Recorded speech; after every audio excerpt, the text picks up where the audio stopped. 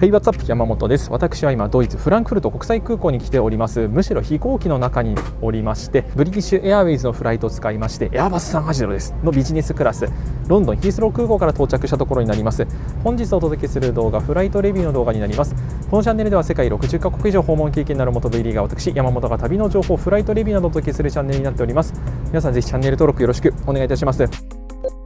本日利用する航空会社フィンエアーになります。行き先はヘルシンキ行きになりまして、今回スタートのヘレス、マドリード、ロンドン、ロンドン、フランクフルト、ヘルシンキ、この4区間を1冊の特典航空券として発見しました。必要マイル数めちゃくちゃ少なくてびっくりすると思いますよ。ちなみになんで飛行機の中で撮影しているのかと言いますと、この後のフライト11時40分出発になりまして、今回のこのフライト1時間半ぐらい遅延しちゃったんですよ。なので今ここからお届けしております。そしてもう他のお客さん全員降りたようなんで僕も降ります。さて後期しますが、ね、通路が狭いのよこの機材。実は飛行機の機材はでかいけども通路は狭い。よいしょと、さい出ました。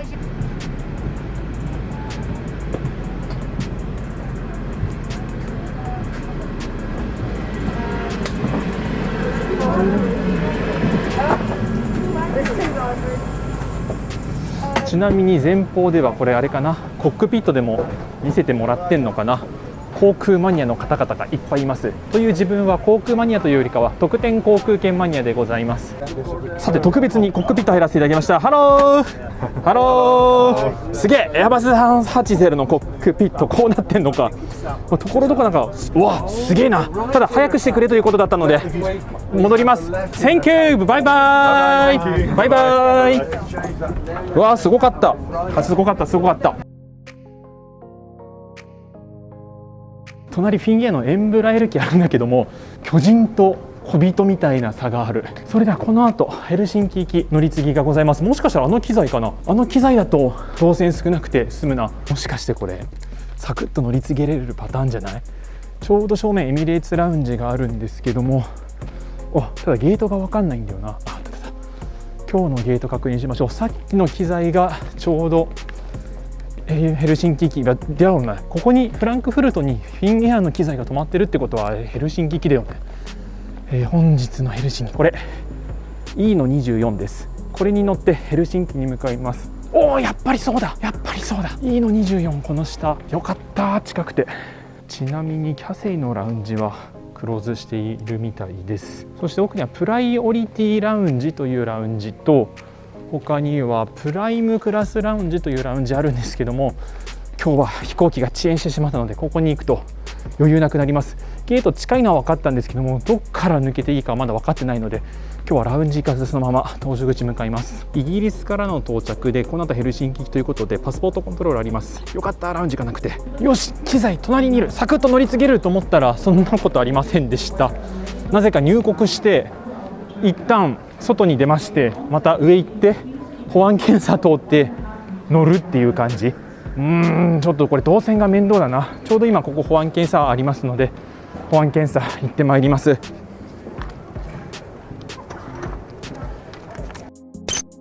保安検査完了しました。なんでこんな時にめっちゃ時間かかるんだろうな。ご存知の通り私かなりエレクトロニック電化製品持っておりますので、全部出せと事細かく調べられ時間がかかり、もう搭乗15分20分前。間に合うのかなこれ。もし間に合わなかったら今回 BA の多分これ飛行機の機材売りじゃなくて機材トラブルの影響で1時間20分遅延したので BA 側に行って何とかしてもらおうとは思うんですけども、とりあえず急いで26番ゲート向かいます。間に合うかな本当に。さて到着しましたが疲れた。 OK、 Thank you、 Dank。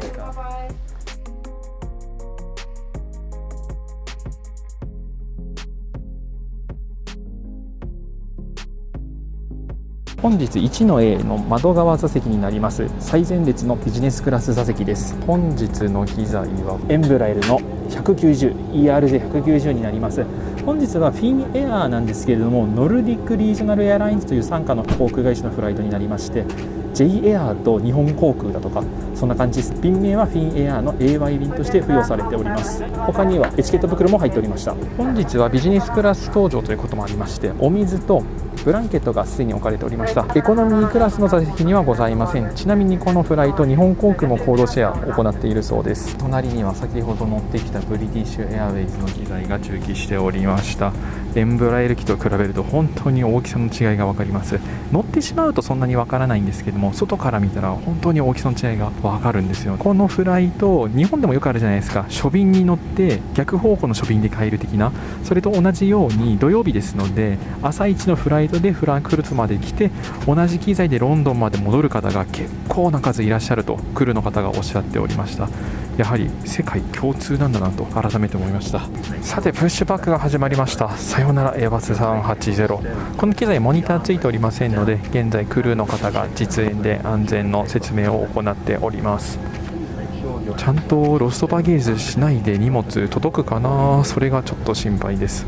やはりエアバス380でかいので貨物スペースもこことありますけれども、かなり広く作られてそう。アイスランド航空の機材見えます。これでその手前がエアアスタナ、もう動画は削除させていただいたんですけども、昔北京からアルマティかなまで乗った記憶があります。他にはユナイテッド航空やスリランカ航空、ルフトハンザのリージョナル機材がございます。あとはライアン航空、いろんな航空会社の飛行機が駐機しております。今度はユーロウィングスの機材、そしてその奥に懐かしいタイ航空、大韓航空の機材もありますわ。うわー、韓国も行ってねえな。行きたいところいっぱいありすぎて困りますわ。ちょうど今ルフトハンザの機材が着陸しました。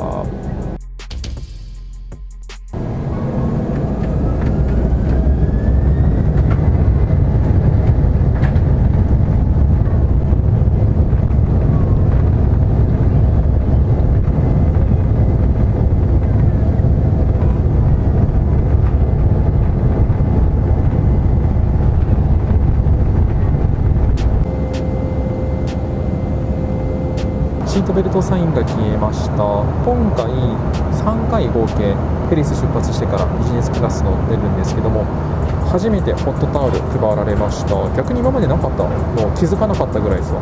ちなみにどの航空会社でもウェルカムドリンクはなかったんですけども、フィンエアーだけはペットボトルの水が置いてありました。そしてこの機材は1列目のみビジネスクラスになっております。なので一番最前列に座っておりますが、すぐ後ろにカーテンが敷かれております。現在機内食の準備中ということで、どんな食事が出てくるのでしょうか。今回フランクフルトではラウンジ立ち寄れなかったので結構楽しみです。さて機内食がサーブされました。おお、すげえ。これサラダか。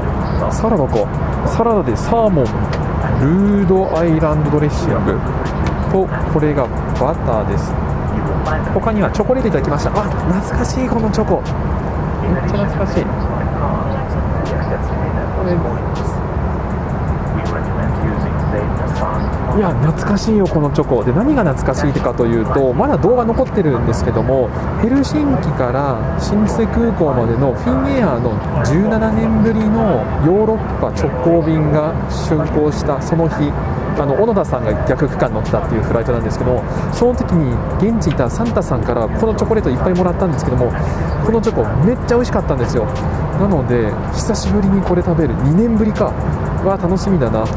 それでは機内食いただきます。今回ドリンク2つ選択しました。オレンジジュースとブルーベリージュースです。フィンエアーといえばこのブルーベリージュース結構有名ですので、今後皆さんフィンエアー乗られる際ぜひ飲んでみてください。そして今回ビジネスクラスでの登場ということもありますので、ご覧の通りコップに入ってるんですけども、このコップもおしゃれだな。こんなデザインのコップなかなかないよね。以前ドーハのラウンジカタール航空、そこでもおしゃれなコップだったんですけども、機内でこんなおしゃれなコップ初めてかもしれないな。普段はガラスの普通のシンプルなコップが多いんですけれども、なかなかおしゃれなコップで提供されております。それでは機内食いただきましょうか。サーモン美味しそうだな。多分燻製かな。マスクしているのであまり匂いはわからないんですけども、燻製っぽい匂いがしてきます。まずドリンクからいきましょうか。オレンジジュース、つぶつぶが入ったタイプのオレンジジュースです。めちゃくちゃうまいね。ブルーベリージュース。あ、これだ。2年前に飲んだ味はこれでした。いや、懐かしいね。フィギュアの処分就航、もう今は運休してるんですけども、来年の2022年の4月下旬に復活予定です。復活の処分はぜひ乗りたいなと思っております。サラダめちゃくちゃ美味しそう。やっぱり燻製だ。スモークサーモンめっちゃいい匂いする。ドレッシングもありますので、ドレッシングをかけて食べます。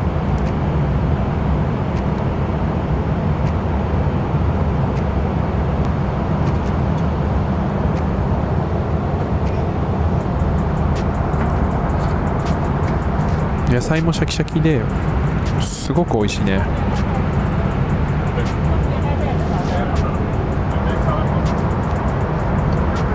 サーモンめっちゃ美味しそう。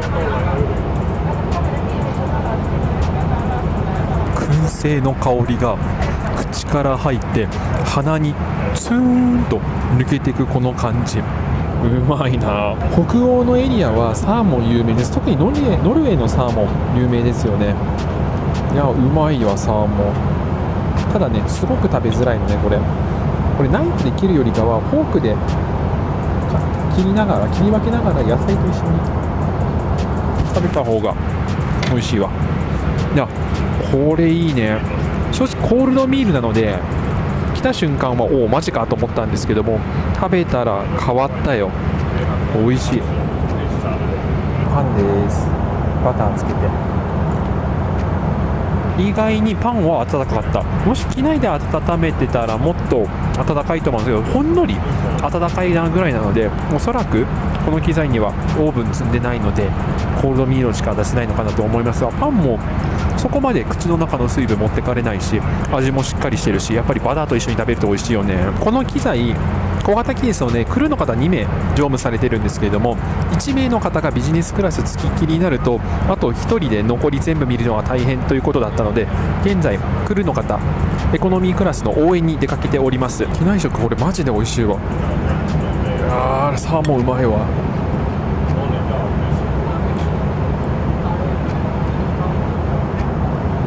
ごちそうさまでした。食後のひとときは私はオレンジジュースです。このチョコが本当に美味しいのよ。それではチョコいただきましょうか。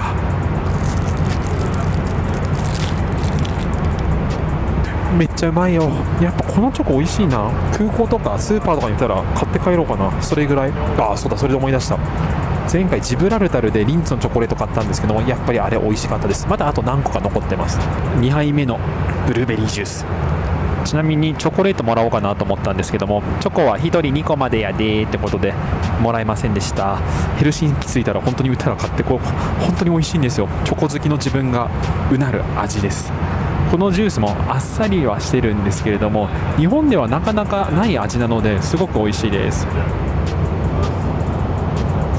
足元広いっていいですね。今日は隣ないので悠々快適に使わせていただいております。ちなみにビジネスクラスは1列目のみの22の配列になっております。反対サイドには2名の方座られておりまして、さっきから絶対こいつら飛行機の話してんじゃんと、330、350っていう会話が聞こえてくるんですよね。絶対こいつら飛行機好きなんだろうなと思って、食事の時からずっとその話してるんですよ。でもうずうず自分してて話しかけてみたんですよ。そしたらやっぱり飛行機好きの方で、1人の方めちゃくちゃかわいそう。何があったかというと、僕と同じでロンドンからフランクフルトまで昨日エアバス380乗る予定だったんですけども、フライトが欠航になってしまったみたいなんですよ。でしかも彼はマドリード、ロンドン、フランクフルト2区間、実はそう、マドリードからロンドンもエアバス380飛ばしてるんですけれども、2区間予約したんだけども、その機材で行くみたいなんですね。同じ機材で。なので結局彼はエアバス380乗れなかったよと、すごい悲しそうな顔してたので、マジでかわいそうだったな。せっかくエアバス380を狙って予約したにもかかわらず欠航、もしかしたら自分もその便昨日選んだかもしれないので、自分はいつもついてない人間ですけども、今回に関してはついてるのかな。一応今回のフライト1時間遅延しましたけども、飛んだだけ良かったな。本当に欠航してフランクフルトで BA にホテル用意してもらって、今日このフライトに搭乗しているということでした。隣の人マジでかわいそうだな。自分乗っちゃったから逆に申し訳ないぐらいの気持ちでいっぱいですわ。こからは今回発見した特典航空券についてお話しします。ヘレスからマドリード、マドリードからロンドン、ロンドンフランクフルト、フランクフルトからヘルシンキ、この4区間乗って1冊の特典で発見しております。皆さん必要マイル数どれぐらいだと思いますか？聞いてびっくりしないでくださいね。ちなみに日本航空で発見した場合は4万8000マイルかかります。今回の必要マイル数はなんと2万2500マイルです。22500です。すごくないですか？日本航空の半分以下のマイルで発見することができました。ただし注意点がございます。アメリカン航空のルール上、特典航空券ストップオーバーできません。なので今回のフライトすべて乗り継ぎ扱いになっております。なのでもしそれぞれの都市に滞在したいのであれば日本航空のマイルの方がお得になる場合もございます。なので今回4区間乗ってこのマイル数で発見できたのですごく満足しております。ちなみに22,500割る4、1区間あたりに換算すると5625マイルです。つまり何が言いたいか、東京大阪の必要マイル数よりもこっちの方が実質マイル数が少ないんです。すごいですよね。しかもビジネスクラスですよ。エアバス380であったりエアバス350のビジネスクラスに乗って東京大阪間などの短距離の日本国内線の必要マイル数よりも少ないというわけのわからない現象が起こっております。ただアメリカン航空のマイル持ってねえよという方は大多数だと思いますので、簡単に貯める方法をお伝えします。一つ、アメリカンエクスプレス発行の SPG カード、僕がメインで使っているカードなんですけども、これをガンガン使ってマリオットポイントを貯めて、そのポイントをアメリカン航空のマイルに変更する。この場合ですと還元率は実質 1.25% なので、普通に JAL カードとか ANA カードを使うよりもお得です。例えば JAL は空いてるけど ANA 空いてないだとか、そういう時でも柔軟にいろんな航空会社のマイルにポイント交換できるのが特徴です。そしてもう一つはマリオットのポイントを買ってそれをマイルに変える形。年に数回マリオットのポイントキャンペーンを行っておりまして、年に4回ぐらいかな、バイポイントキャンペーンを行っておりますので、それで買ってマイル移行する。そしてもう一つがアメリカン航空のバイマイルを使ってマイルを購入する。このやり方もできます。アメリカン航空も年に何回かはバイマイルのキャンペーンを行っておりますので、ここでマイル買っておけばそういった時に使うことができます。しかもいい点は日本航空の国内線の特典航空券にも交換することができまして、必要マイル数は日本国内線であれば7500マイルです。東京大阪などの短距離線をアメリカン航空で発見しても7500マイルなので、この場合は日本航空発見の方がお得になりますのでご注意ください。ちなみに他のエリアでもこのようなお得な使い方ができます。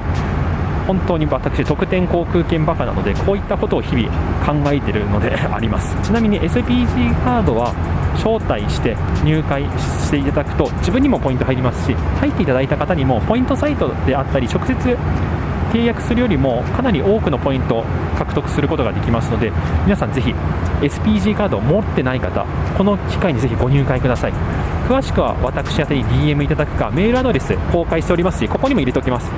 ここ宛てに SPG カードを入会したいんだけど的なことを書いていただければリンクお送りしますので、そこからご入会ください。もし入会していただいたら特典航空券の使い方であったり、そういったことを簡単なレクチャーさせていただければなと思います。よくこういった SPG カード入りませんか、紹介ポイント入りますよっていう風に言ってる人は多いんですけども、それ紹介するだけであとはもう自分で好きにしてくださいって感じなんですけど、私の場合はそこからどうやってポイント貯めたらいいか、使ったらいいか、どっちかというと使い方、ここに長けてると自分は思いますので、そこを紹介できればなと思います。同じ行き先でもマイル数が航空会社によっては違います。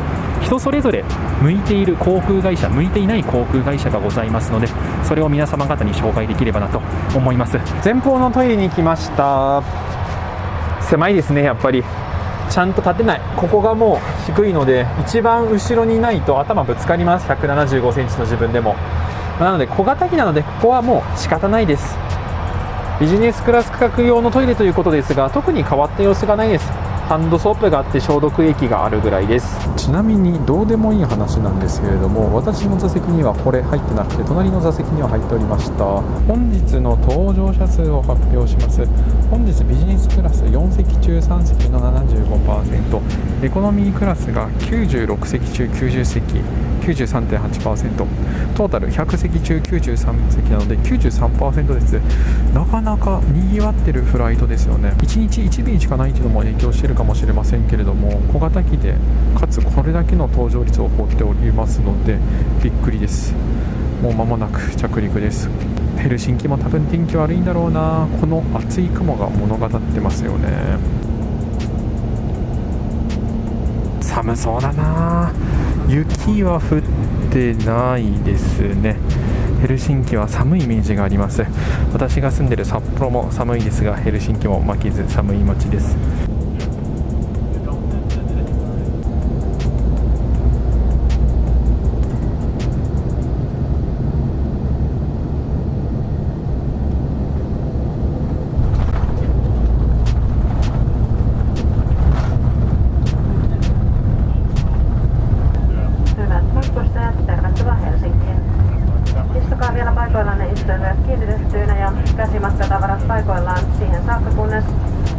Welcome to Helsinki. Please remain seated with your seatbelt fastened and your hand luggage stowed away until the seatbelt sign has been switched off. Smoking is prohibited also outside the aircraft, and please be careful opening the overhead lockers to prevent items from falling out. You may now use your mobile devices in its normal mode. We hope you had a pleasant dinner, one well with us. On behalf of the whole crew, I'd like to wish you all a very good rest of the day. Thank you and hope to see you on board again.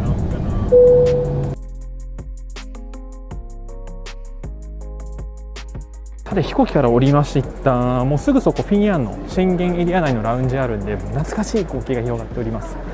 出口はこっちか。いやー、ここに来るとこのラウンジ行きたくなるわ。フィンエアのラウンジマジですごいですからね。ファーストクラスラウンジといいますか、エメラルドメンバーラウンジマジですごい。サウナあるんですよ、サウナマジですごい。飛行機降りたんですけども、バゲージクレームの案内、なんか嬉しい文字いっぱいある。東京羽田、大阪、東京成田。ちなみにこれ宣言外からの到着の荷物のバゲージクレームになっております。ヘルシンキバンター空港到着しました。わかるかな。ちなみにただいまの気温マイナス7度でございます。15時41分、11月28日でこの気温、札幌市民の私でもへこたれております。あさって最低マイナス11度、最高マイナス8度、2月の札幌よりも寒いわ。てなわけで今回はフィンエアのフライトを使ってフランクフルトからやってまいりました。全便到着が遅延したのでフランクフルトの空港の中何も紹介できなかったんですけれども、今回のフライトエアバス380からエンブラエル190ということで、でっかいやつからちっちゃいやつにドーンとちっちゃくなったんですけども、乗ってしまえばそんなに小型機のリージョナル機だなっていう感じもしましたし、機内食のサーモンめちゃくちゃうまかったよ。チョコも美味しかったし、ブルーベリードリンクも美味しかったし、すごくいいフライトでした。今回は4フライト、ヘレスから始まってヘルシンキまでトータル22,500マイルで発見できました。